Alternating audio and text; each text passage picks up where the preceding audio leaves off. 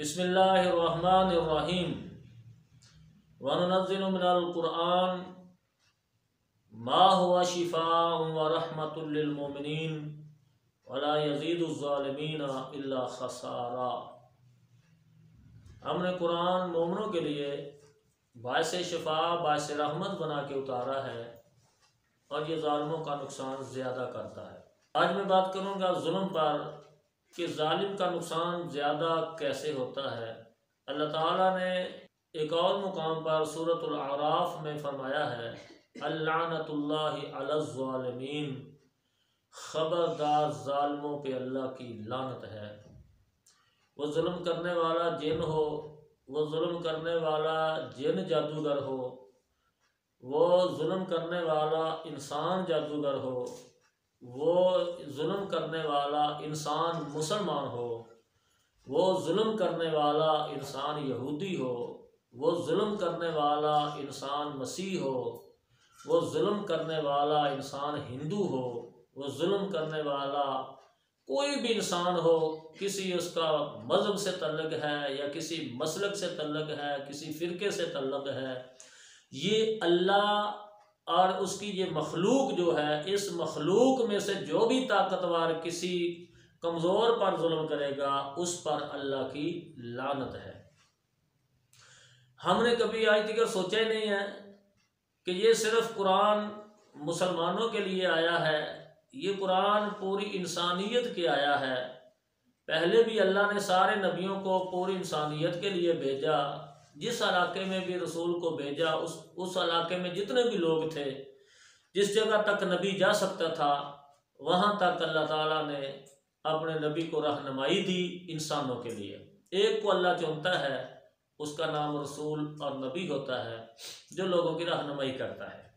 جتنی بھی آسمانوں سے کتابیں اتری ہیں، جتنے بھی اللہ نے اپنے برگزیدہ بندوں میں سے رسول چنے ہیں، تو اللہ تعالیٰ نے ان سبھی کو یہ کہا ہے کہ میں نے اپنے اوپر بھی ظلم کو حرام قرار دیا ہے اور میں اس کو تمہارے اوپر بھی حرام قرار دیتا ہوں۔ تو قیامت والے دن اللہ تعالیٰ یہ بات اگر ہم سوچیں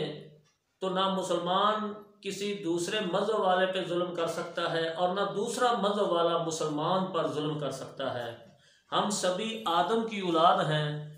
اور آدم علیہ السلام کی جب ہم سارے اولاد ہیں تو پھر سارے انسان ایک جسم کی مانند ہیں۔ تو اللہ تعالیٰ نے یہ جو لعنت ظالم پہ کہی ہے، حکمران ہو تب بھی اس پہ لعنت اللہ کی ہوگی، اگر عالم دین کوئی کسی پہ ظلم کرے اس پر بھی اللہ کی لعنت ہوگی، اچھا کرے تب بھی، برا کرے تب بھی۔ ہم یہ فالو نہیں کرتے، ہم ظلم بھی کرتے رہتے ہیں اور اس کو ہم فالو نہیں کرتے کہ یہ جو ہم بات کرتے ہیں کہ ظالم پہ اللہ کی لعنت ہے،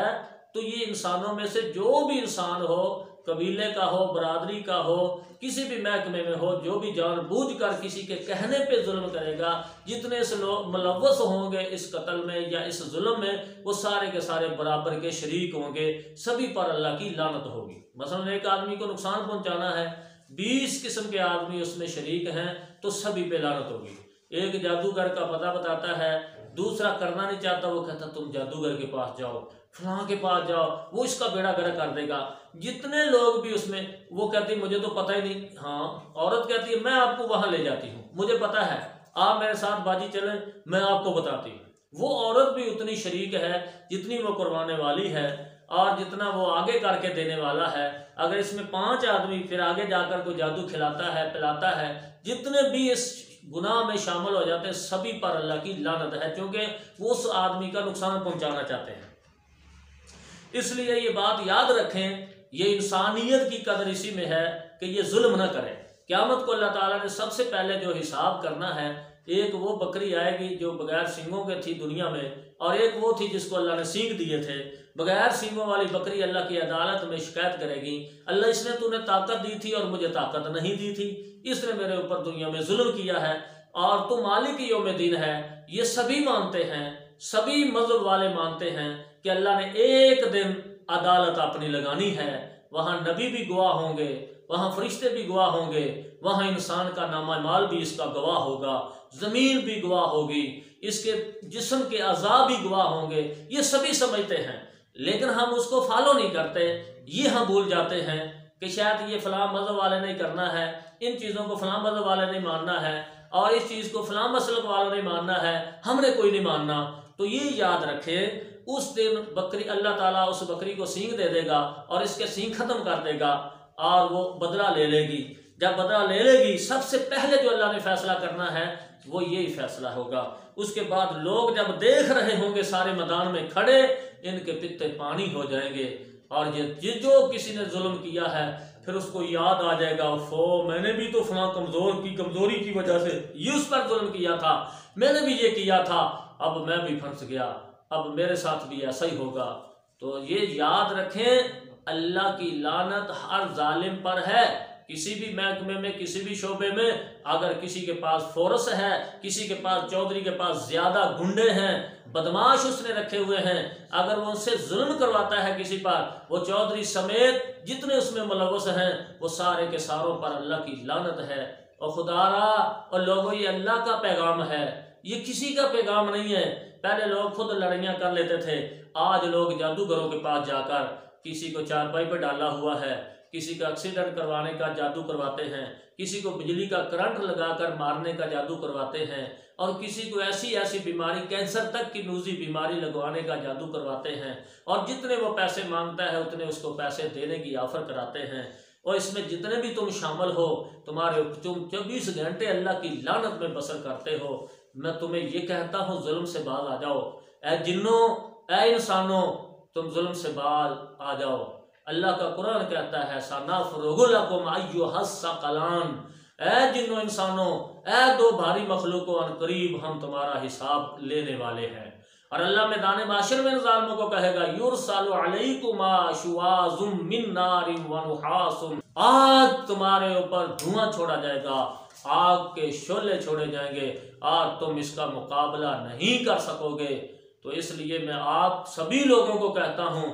یہ جتنے بھی ہیں عام ہوں، اس میں سبھی اس کیٹیگری میں آتے ہیں، پورے انسان آتے ہیں، وہ کس بھی عہدے پر فائز ہو، وہ کسی ملک کا صدر ہو، وہ ملک کا وزیر اعظم ہو، وہ کسی شعبے کا سربراہ ہو۔ لیکن میں سبھی کو کہتا ہوں اگر یہ ظلم کرنے سے پہلے سوچ لینا، اللہ کا فیصلہ اس کی پوری مخلوق پہ نافذ ہوتا ہے کہ اگر یہ ظلم کسی پہ کیا، اور مظلوم کی بد دعا کے بارے میں اللہ کے نبی صلی اللہ علیہ وسلم نے فرمایا تھا اتقی دعوت المظلوم، مظلوم کی بد دعا سے بچ، چونکہ مظلوم کی بد دعا اور اللہ کے عرش درمیان کوئی پردہ حائل نہیں ہوتا، تو مظلوم کی بد دعا لگ جاتی ہے۔ اس لیے اللہ سے ڈرتے ہوئے میں جنوں انسانوں دونوں کو مخاطب ہوں۔ میں نے چونکہ یہ مشن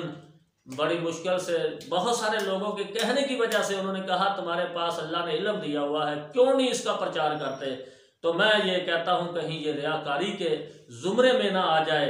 لیکن چلے